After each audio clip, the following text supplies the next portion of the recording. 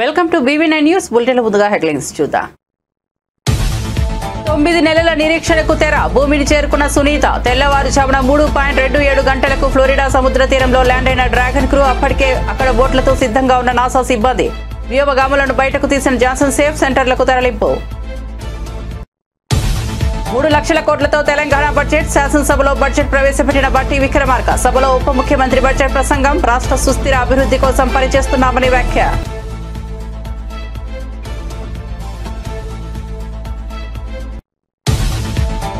AP ప్రభుత్వం gates foundation మధ్య కీలక ఒప్పందం. చంద్రబాబును ప్రశంసించిన బిల్ గేట్స్. ఢిల్లీలో సీఎం చంద్రబాబు పర్యటన. ఒప్పందాలపై సంతకాలు చేసిన ఇరు వర్గాలు. ఏపీ అభివృద్ధిలో గేట్స్ ఫౌండేషన్ కీలక పాత్ర పోషిస్తుందన్న చంద్రబాబు.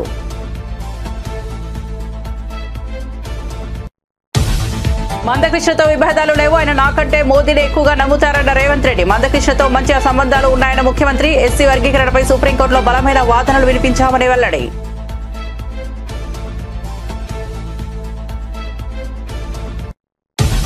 వైసీపీకి షాక్ల మీద షాక్లు. ఇప్పటికే ఆ పార్టీకి 4 ఎమ్మెల్సీలు రాజీనామా. తాజాగా ఎమ్మెల్సీ మర్రి రాజశేఖర్ రాజీనామా. 5కి పెరిగిన వైసీపీ. అసంతృప్తి ఎమ్మెల్సీల సంఖ్య. మర్రి రాజశేఖర్ రాజీనామా వెనక్కు తీసుకోవాలని కోరిన బొత్స.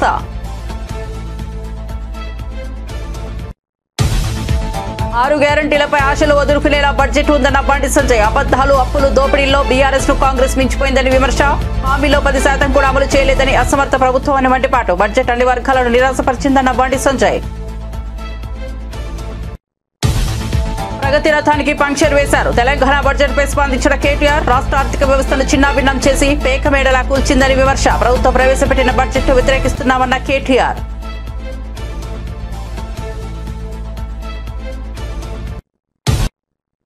ఇక వార్త వివరాల్లోకి వెళ్తే 9 నెలల నిరీక్షణకు తెరపడింది. భారత సంతతి వ్యోమగామి సునీత విలియమ్స్ క్షేమంగా భూమిని చేరుకున్నారు. సునీత, బుచ్ విల్మోర్ మరో 2 వ్యోమగాములతో కలిసి అంతర్జాతీయ అంతరిక్షం కేంద్రం నుంచి బయలుదేరిన క్యూ డ్రాగన్ వ్యోమనౌక ఈ తెల్లవారుజామున 3:27 ఫ్లోరిడా సముద్ర తీరంలో ల్యాండ్ అయింది. గంటకు దాదాపు 27,000 కిలోమీటర్ల వేగంతో భూమి వైపు దూసుకొచ్చిన డ్రాగన్ క్రూ క్యాప్సూల్ క్రమంగా వేగం తగ్గించుకుంటూ వచ్చింది. గంటకు 186 కిలోమీటర్ల వేగానికి చేరుకున్నాక దాన్ని 4 పారాచూట్లు తెరుచుకున్నాయి. ఆ తర్వాత వేగాన్ని మరింత తగ్గించుకుని సముద్ర జలాల్లో ల్యాండ్ అయింది. అప్పటికే అక్కడ బోట్లతో సిద్ధంగా ఉన్న నాసా సిబ్బంది క్యాప్సూల్ను ఓ బోటుపైకి ఎక్కించి ఒడ్డుకు చేర్చారు. అనంతరం లోపలున్న వ్యోమగాములను బయటకు తీసి హ్యూస్టన్లోని జాన్సన్ స్పేస్ సెంటర్కు తరలించారు. అక్కడ వారికి వైద్య పరీక్షలు నిర్వహిస్తారు. అనంతరం వారు భూమి గురుత్వాకర్షణ శక్తికి తిరిగి సర్దుబాటు అయ్యే వరకు నిపుణుల పర్యవేక్షణలో ఉంటారు. కాగా క్యూ డ్రాగన్ వ్యోమనౌక ISSలతో విడిపోవడం దగ్గర నుంచి వ్యోమగాములు భూమికి చేరడం వరకు ఈ మొత్తం కార్యక్రమాన్ని నాసా ప్రత్యక్ష ప్రసారం చేసింది.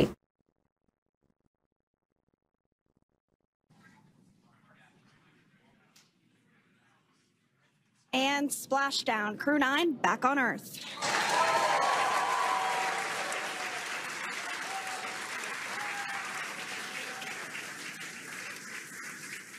Here at 2:57 p.m. Now, generally speaking,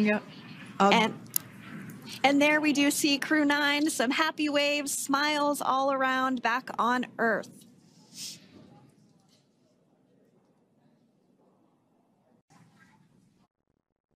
Telangana శాసనసభలో ఆర్థిక మంత్రి ఉప ముఖ్యమంత్రి బట్టి విక్రమార్క 2025-26 సంవత్సరానికి బడ్జెట్ ప్రవేశపెట్టారు. 3,04,965 కోట్లతో బడ్జెట్కు రూపకల్పన చేశారు. రాష్ట్రంలో కాంగ్రెస్ ప్రభుత్వం ఏర్పడిన తర్వాత ప్రవేశపెట్టిన తొలి పూర్తిస్థాయి బడ్జెట్ ఇదే. సభలో బడ్జెట్ ప్రవేశపెడుతూ బట్టి విక్రమార్క ప్రసంగించారు. తెలంగాణ సుస్థిర అభివృద్ధి కోసం చిత్తశుద్ధితో పనిచేస్తున్నామని పేర్కొన్నారు. గత ప్రభుత్వ పాలనలో చిత్రమైన ఆర్థిక వ్యవస్థను గాడిలో పెడుతున్నట్లు తెలిపారు. రాష్ట్ర ప్రజలకు జవాబుదారీ పాలనను అందిస్తున్నట్లు వివరించారు. మా ప్రభుత్వం 2025-26 ఆర్థిక సంవత్సరానికి బడ్జెట్ ప్రవేశపెడుతున్నందుకు సంతోషంగా ఉంది. సంక్షేమం, అభివృద్ధిని సమపాలలో రంగరించి జోడు గుర్రాల తరహాలో సుపరిపాలనా రథాన్ని పరుగులు పెట్టించడంలో సఫలీకృతం అయ్యామని రాష్ట్ర ప్రజలకు తెలియజేస్తున్నాను. డాక్టర్ బాబాసాహెబ్ అంబేద్కర్ గారు భారతదేశాన్ని ఒక రాజకీయ, సామాజిక, ఆర్థిక న్యాయం అమలు చేసే పటిష్టమైన ప్రజాస్వామ్య దేశంగా చూడాలని అనుకున్నారు. అందుకే రాజ్యాంగ నైతికతను, కాన్స్టిట్యూషనల్ మొరాలిటీని ఆయన పదే పదే నొక్కి చెప్పారు. రాజ్యాంగ నిర్మాత సూచించిన ఆ నైతిక విలువలనే సరిగ్గా పాటిస్తూ మా ప్రజాపాలన సాగిస్తున్నాం. తెలంగాణ ప్రజలు మమ్మల్ని నమ్మి కట్టబెట్టిన అధికారాన్ని మేము ఎవరి వ్యక్తిగత ప్రయోజనం కోసం తాకట్టు పెట్టకుండా, అధికార పీఠం హోదాగా భావించకుండా ప్రజల జీవన స్థితిగతులు పెంచుతూ మార్పు తెచ్చే విధంగా బాధ్యతగా వహిస్తూ వినమ్రంగా ప్రజలకు నిత్యం జవాబుదారీతనంతో ఉంటూ విస్తృత ప్రజా ప్రయోజనాలే పరమావధిగా పాలన సాగిస్తున్నాం. దశాబ్ద కాలం పాలనా వ్యవస్థల విధ్వంసం, ఆర్థిక అరాచకత్వంతో కూడిన పాలనతో ఛిద్రమైన తెలంగాణ పాలనా ఆర్థిక వ్యవస్థల్ని గాడిలో పెడుతూ తెలంగాణ తాత్కాలిక దీర్ఘకాలిక ప్రయోజనాలు లక్ష్యాలను దృష్టిలో ఉంచుకొని మా ప్రభుత్వం నిరంతరం పనిచేస్తుంది. నిజం కూడా ప్రతిరోజు ప్రచారంలో ఉండాలి. లేదంటే అబద్ధం నిజంగా మారి రాష్ట్రాన్ని, దేశాన్నే కాదు ప్రపంచాన్ని కూడా నాశనం చేస్తుంది. ప్రభుత్వం చేసే ప్రతి చర్యలో శంకిస్తూ నిరాధారమైన విమర్శలు చేయడమే కొందరు పనిగా పెట్టుకున్నారు. సోషల్ మీడియాలో, సొంత పత్రికల్లో అబద్ధపు వార్తలతో ప్రజలను మోసం చేస్తున్నారు. ఇటువంటి విమర్శలను సమర్థవంతంగా తిప్పికొడుతూ వాస్తవాలను ఎప్పటికప్పుడు ప్రజలకు తెలియజేయటం మా బాధ్యత. నిజం ప్రజలకు చెప్పకపోతే స్వార్థపరులు ప్రచారం చేసే అబద్ధాలే నిజాలుగా భ్రమించే ప్రమాదం ఉంది. అందుకే ఎప్పటికప్పుడు సత్యాలను ప్రజల ముందు ఉంచుతూ ముందుకు సాగుతున్నాం.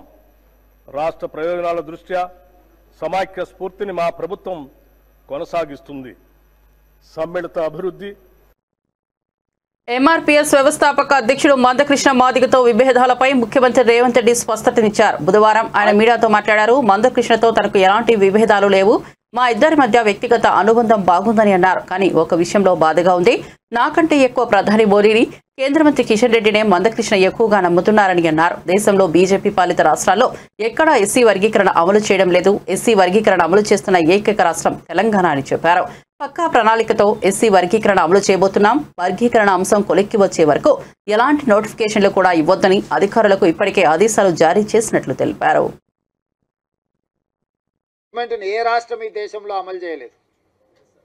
ఏ రాష్ట్రం, ఏ కేంద్ర ప్రభుత్వం ఇవాళ మా సోదరుడు ఎక్కడైతే మద్దతు పలుతున్నా, నాకు మంచి మిత్రుడు ఆయన, నాకేం విభేదాలు లేవు. నేను మళ్ళీ మీరు ఎవరైనా అనుకున్నారు, కృష్ణమాదిగతో నాకు పర్సనల్ రిలేషన్ చాలా గొప్పగా ఉంది.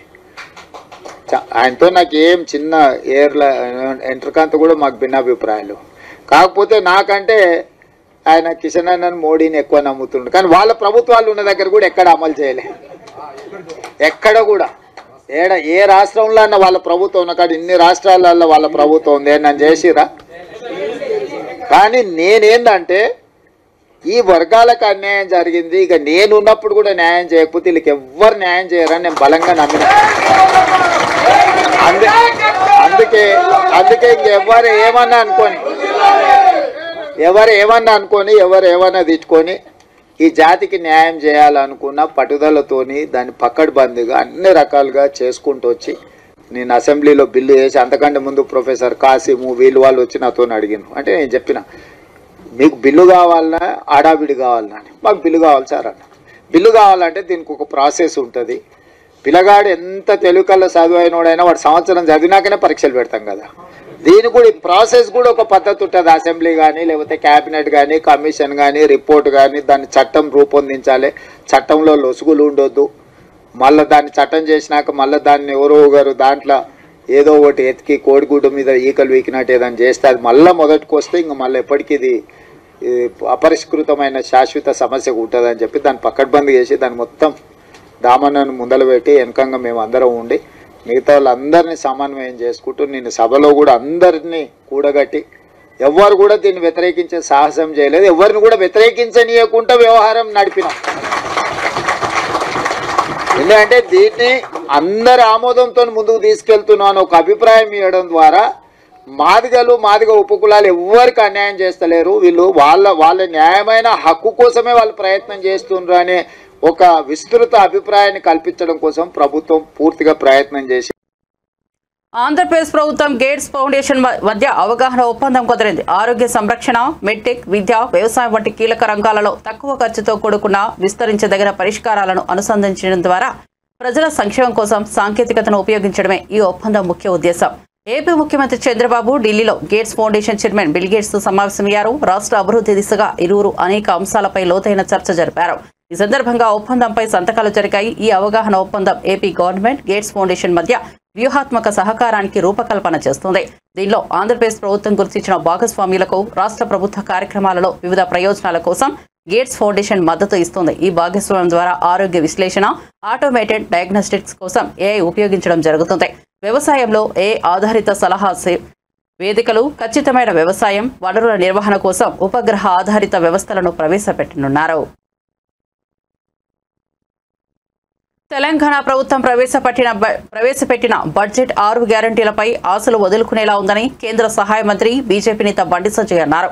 అబద్దాల్లో, అప్పుల్లో, దోపిడీలో బీఆర్ఎస్ ప్రభుత్వాన్ని కాంగ్రెస్ ప్రభుత్వం మించిపోయిందని ఆయన ఎద్దేవా చేశారు.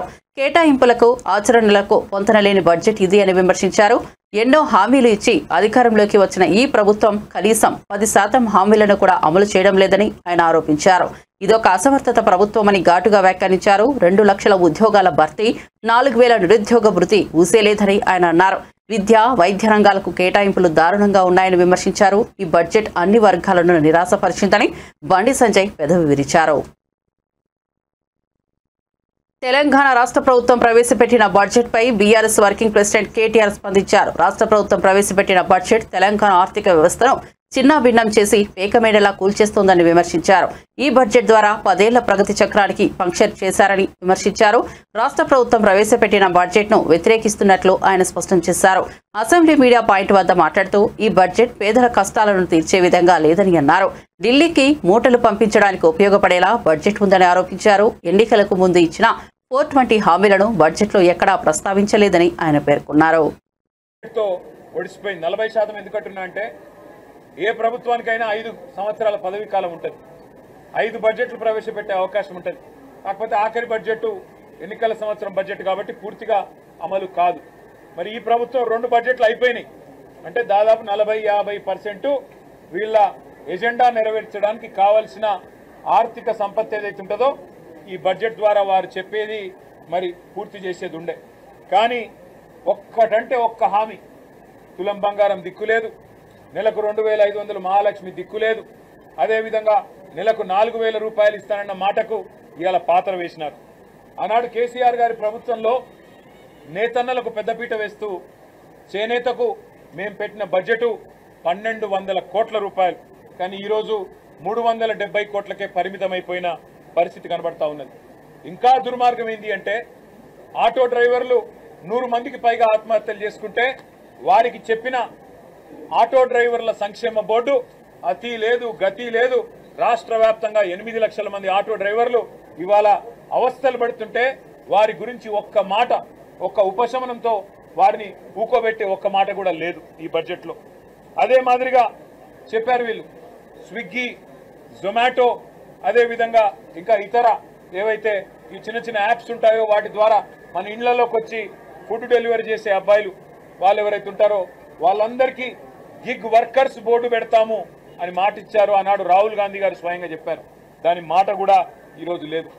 ఏ రాష్ట్ర ప్రభుత్వ ఉద్యోగులకైతే ఆనాడు కేసీఆర్ గారు న్యాయం చేసి 73% ఫిట్మెంట్ ఇచ్చినారో వారికి ఇంకా ఎక్కువ న్యాయం చేస్తామన్నారు, ఇంకా ఎక్కువ మేలు చేస్తామన్నారు. వారి గురించి ఒక్క మాట కూడా ఈరోజు బడ్జెట్లో చెప్పలేదు. ఆనాడు 73% జీతాలను కేసీఆర్ గారు పెంచితే ఇవాళ పీఆర్సీ ప్రస్తావన లేదు. పెండింగ్ లో ఉన్న 5 డిఏల గురించి ఒక్క మాట కూడా రాష్ట్ర ప్రభుత్వం కనీసం ప్రస్తావన చేయలేదు. ఆడబిడ్డలకైతే నేను ఇప్పటికే చెప్పిన తీరని అన్యాయం, తీవ్ర అన్యాయం. నెలకు 2,500 100 రోజుల్లో అమలు చేస్తామన్నారు. 500 అయినా కూడా కనీసం మాట కూడా ఈరోజు లేదు. అదేవిధంగా బలహీన వర్గాల సోదరులకు ద్రోహం చేసినారు. కులగణన పేరుతో వారి సంఖ్యను తక్కువ చేసి చూపెట్టి అట్లా మోసం చేసినారు. యాదవ సోదరులకు గొర్రెలిస్తాం, మొదటి నెలలోనే ఇచ్చేస్తామని చెప్పి నమ్మబలికినారు. కనీసం యాదవ సోదరుల ప్రస్తావన, గొల్లా కుర్మా సోదరుల ప్రస్తావన కానీ ఆ పథకం ఊసు కానీ ఈరోజు బడ్జెట్లో లేదు. గౌడన్నలకు చెప్పినారు మీకు 15% కాదు వైన్ షాపుల్లో రిజర్వేషన్ 25% అన్నారు. ఈరోజు కనీసం గౌడన్నల గీత కార్మికుల మాట కానీ మరి నేత కార్మికుల మాట కానీ కనీస మాత్రంగా కూడా లేదు.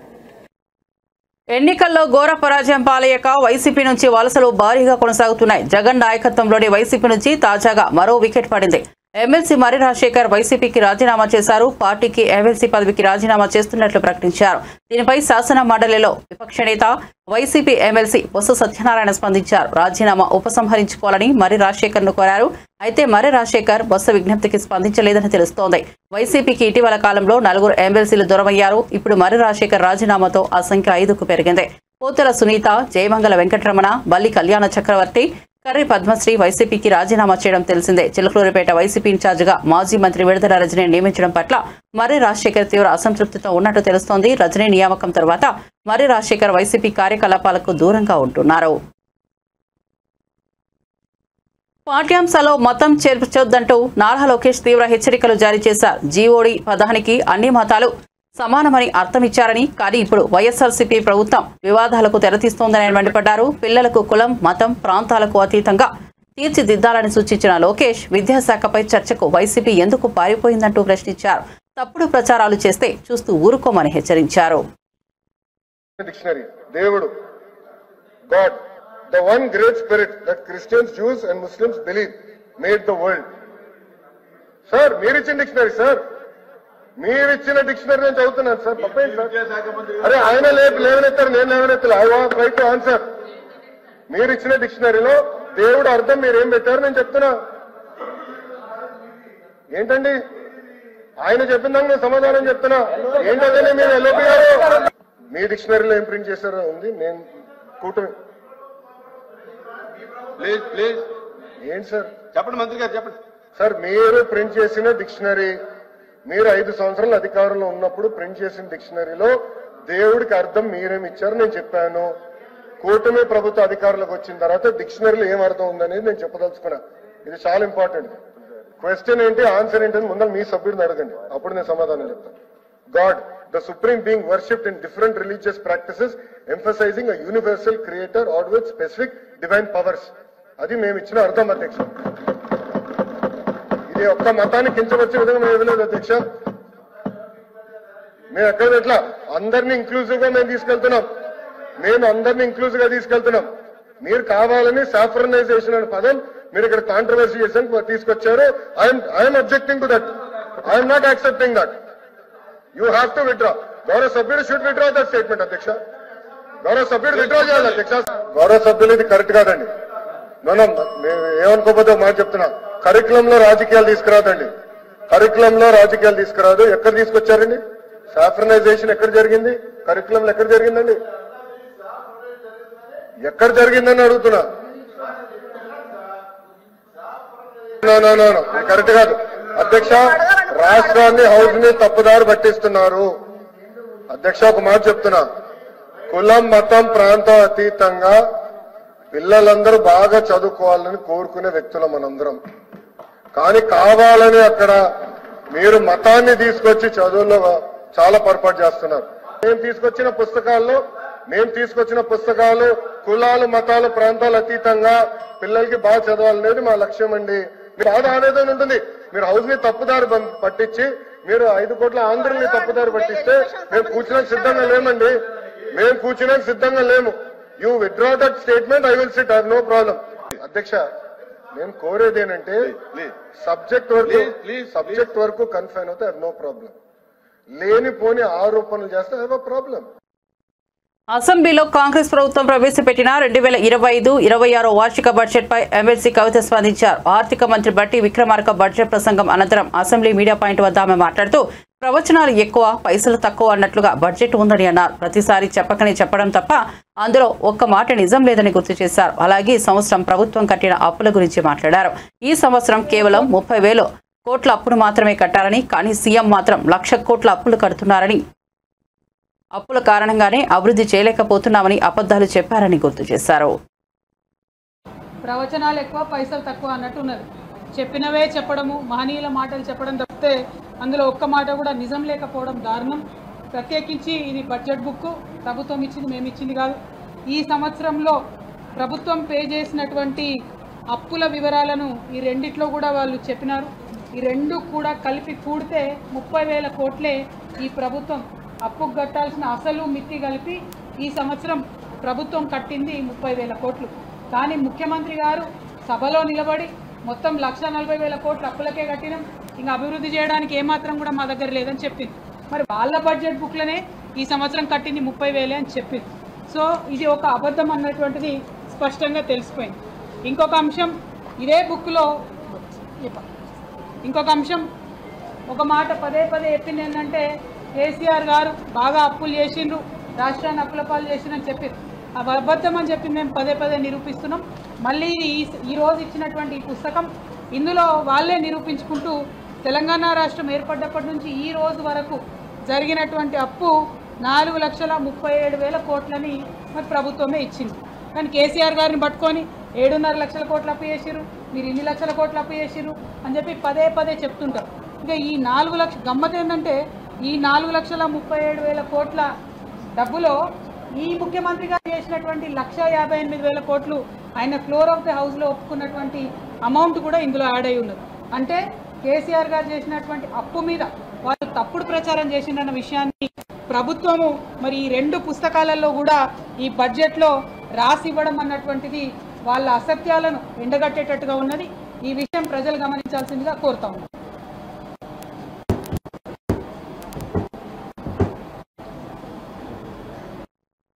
వైఎస్ఆర్ పేరు చెరిపివేతపై విశాఖలో రాజకీయ దుమారం మొదలైంది. అధికారంలోకి వచ్చిన కూటమి ప్రభుత్వం స్టేడియం నుంచి వైఎస్ఆర్ పేరు తొలగించడంపై వైఎస్ఆర్సీపీ మండిపడింది. తెలుగు ప్రజల గుండెల్లో ఉన్న వైఎస్ఆర్ జ్ఞాపకాలను చెరపడం వీరి వల్ల కాదు అంటూ గుడివాడ అమర్నాథ్ ఆగ్రహం వ్యక్తం చేశారు. ఈ చర్యల్ని వ్యతిరేకిస్తూ స్టేడియం వద్ద భారీ నిరసనకు పిలుపునిచ్చారు. రావడమే నాగార్జున యూనివర్సిటీలో ఉన్నటువంటి రాజశేఖర రెడ్డి గారి విగ్రహాన్ని నేలమట్టం చేసినటువంటి సందర్భాలు చూసాం. బాపట్లలో రాజశేఖర రెడ్డి గారి విగ్రహానికి నిప్పు పెట్టినటువంటి పరిస్థితులు చూసాం.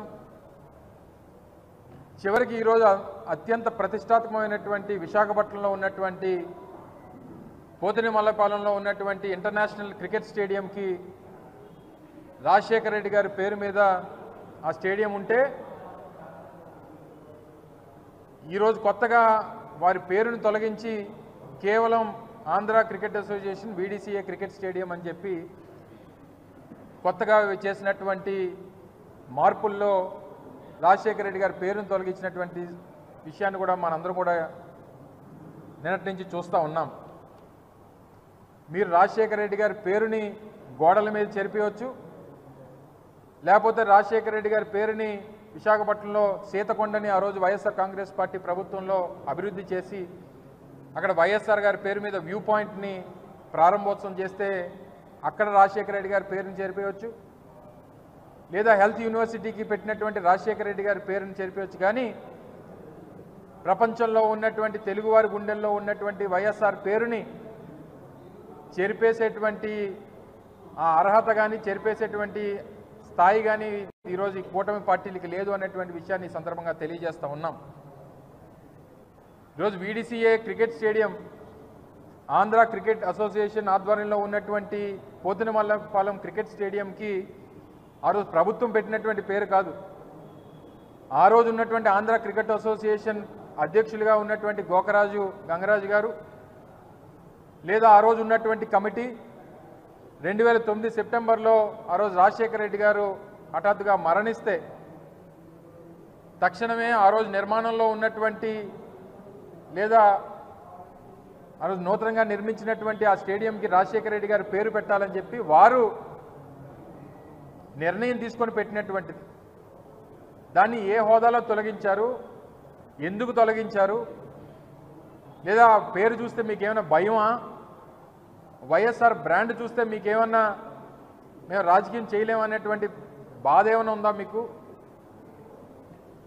సో అందుకనే ఈరోజు వైఎస్ఆర్ కాంగ్రెస్ పార్టీ దీన్నే తీవ్రంగా పరిగణిస్తూ వీరు చేస్తున్నటువంటి చర్యల్ని తీవ్రంగా ఖండిస్తూ రేపు ఉదయం 10 గంటలకి స్టేడియం దగ్గర ఒక నిరసన కార్యక్రమాన్ని కూడా నిర్వహించాలని చెప్పి పార్టీ నిర్ణయం తీసుకుంది.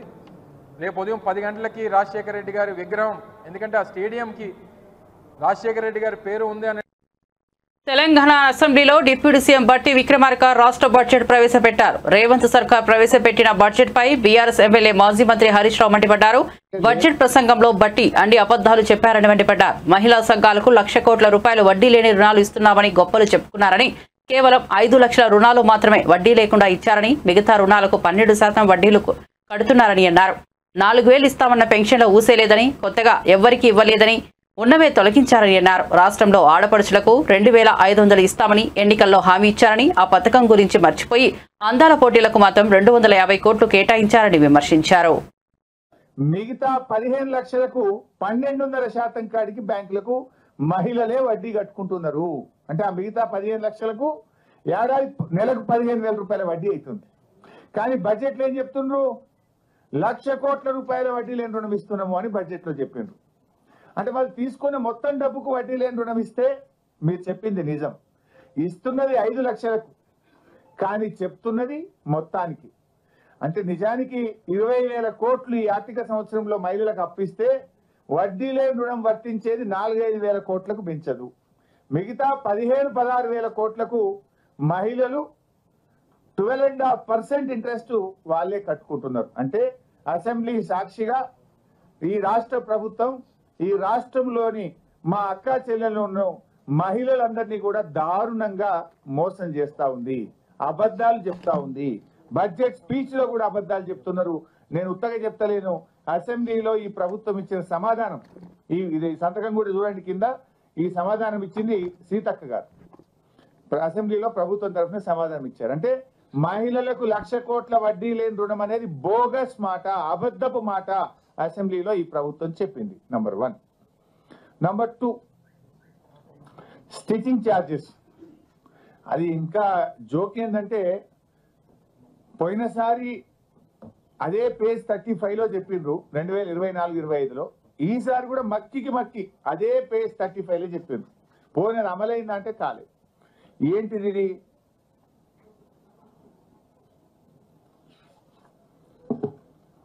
పేజ్ 35లో మీరు చూస్తే స్కూల్ యూనిఫామ్ల కుట్టి ఛార్జీలను జతకు 50 రూపాయల నుంచి 75 రూపాయలకు పెంచడం జరిగింది అని ఇంకా చాలా ఎక్కువ చెప్పారు, దానికి టైం లేదు. ఈసారి కూడా మీరు చూస్తే ఇది ఈ సంవత్సరం బడ్జెట్ బుక్. బులెటిన్ ముగించే ముందు హెడ్లైన్స్ మరోసారి చూద్దాం. 9 నెలల నిరీక్షణకు తెరగా భూమిని చేరుకున్న సునీత. తెల్లవారుజామున 3.27 గంటలకు ఫ్లోరిడా సముద్ర తీరంలో ల్యాండ్ అయిన డ్రాగన్ క్రూ. అప్పటికే అక్కడ బోట్లతో సిద్ధంగా ఉన్న నాసా సిబ్బంది.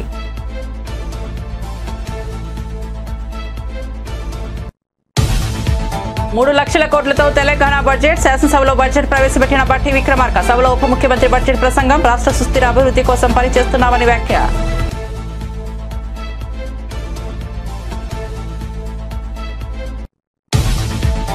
ఏపీ ప్రభుత్వం గేట్స్ ఫౌండేషన్ మధ్య కీలక ఒప్పందం.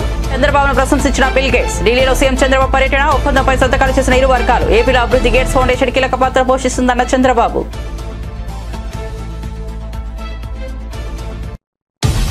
మందకృష్ణతో విభేదాలు లేవు, ఆయన నాకంటే మోదీని ఎక్కువగా నమ్ముతారన్న రేవంత్ రెడ్డి. మందకృష్ణతో మంచి సంబంధాలు ఉన్నాయన్న ముఖ్యమంత్రి. ఎస్సీ వర్గీకరణపై సుప్రీంకోర్టులో బలమైన వాదనలు వినిపించామని వెల్లడి. బీజేపీ ప్రభుత్వాలు ఉన్న చోట ఎస్సీ వర్గీకరణను అమలు చేయలేదని వ్యాఖ్యలు. వైసీపీకి షాక్ల మీద షాక్లు. ఇప్పటికే ఆ పార్టీకి 4 ఎమ్మెల్సీలు రాజీనామా. తాజాగా ఎమ్మెల్సీ మర్రి రాజశేఖర్ రాజీనామా. 5కు పెరిగిన వైసీపీ. అసంతృప్తి ఎమ్మెల్సీల సంఖ్య. మర్రి రాజశేఖర్ రాజీనామా వెనక్కు తీసుకోవాలని కోరిన బొత్స.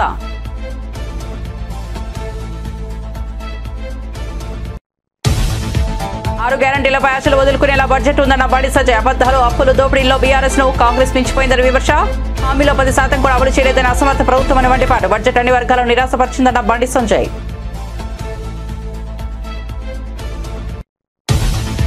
ప్రగతి రథానికి పంక్చర్ వేశారు. తెలంగాణ బడ్జెట్ పై స్పందించిన కేటీఆర్. రాష్ట్ర ఆర్థిక వ్యవస్థను చిన్నాభిన్నం చేసి పేకమెడలా కూల్చేసిందని విమర్శ. ప్రభుత్వం ప్రవేశపెట్టిన బడ్జెట్ ను వ్యతిరేకిస్తున్నామన్న కేటీఆర్. ఢిల్లీకి మూటలు పంపించడానికి ఉపయోగపడేలా ఉందని చురక.